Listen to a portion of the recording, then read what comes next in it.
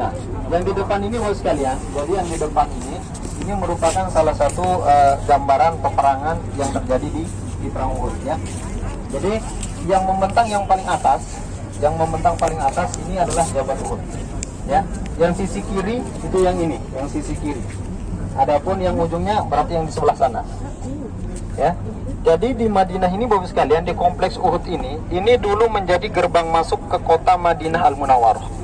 Jadi pusat daripada kota tetap di di Masjid Nabawi, itu menjadi pusat kotanya. Tapi gerbang masuknya adalah di Uhud ya. Jadi tidak terlalu jauh jarak antara Uhud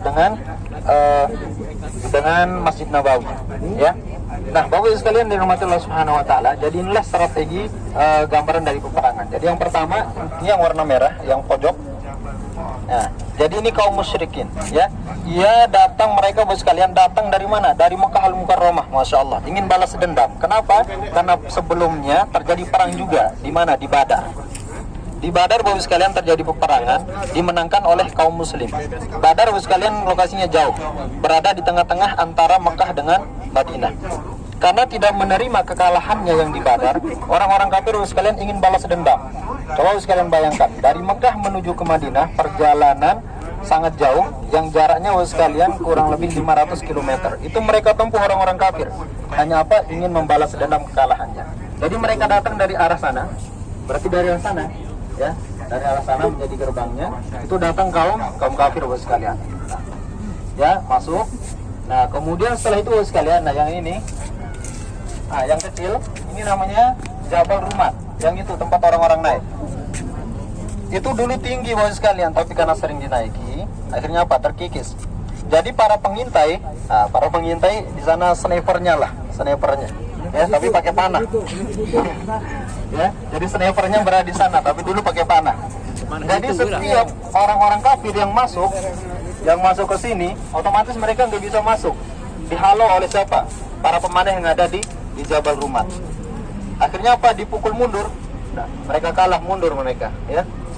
Itu untuk tahap yang pertama. Jadi perang ini dari kalangan muslim dipimpin oleh Rasulullah SAW. Dari kaum kafir dipimpin oleh siapa? Khalid bin Walid sebelum masuk Islam ya. Jadi Khalid bin Walid menjadi panglimanya, menjadi pimpinan perang orang-orang kafir. Akhirnya mereka dipukul mundur ya, karena dihalau oleh siapa? Yang ada di Jabal Rumat. Nah, pesan Rasulullah SAW, semua yang ada di Jabal Rumat tidak boleh turun sebelum ada instruksi dari Rasulullah SAW.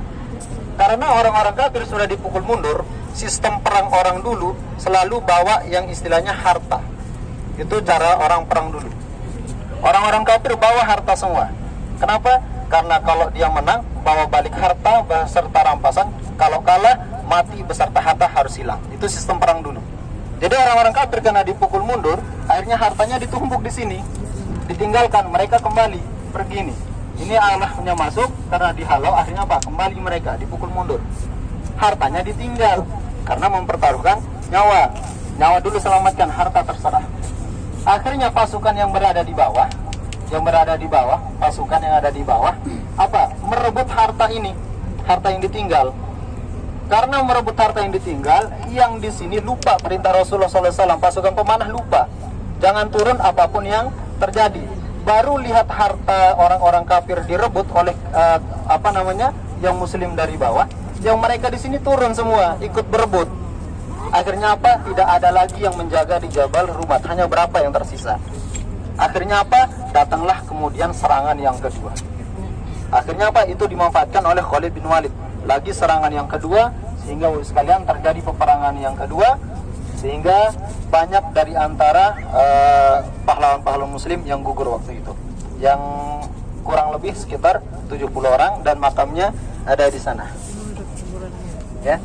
Dan diantaranya di sana yang dimakamkan adalah salah satu paman Rasulullah SAW, tewas juga di perang Uhud, yaitu Sayyidina Hamzah.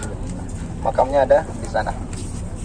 Jadi itulah sejarah singkat tentang peperangan Uhud, dan disinilah dulu terjadi peperangan ya, luar biasa untuk mempertahankan kelancaran dan perjalanan syariat Islam sampai mengorbankan nyawa. Kita sekarang tinggal menikmati, dan tentunya mudah-mudahan kita bisa jadikan pelajaran. Di tempat ini dulu mempertaruhkan nyawa pahlawan-pahlawan kita, hanya demi berjalan Islam. Sekarang tugas kita hanyalah tinggal menjalankan.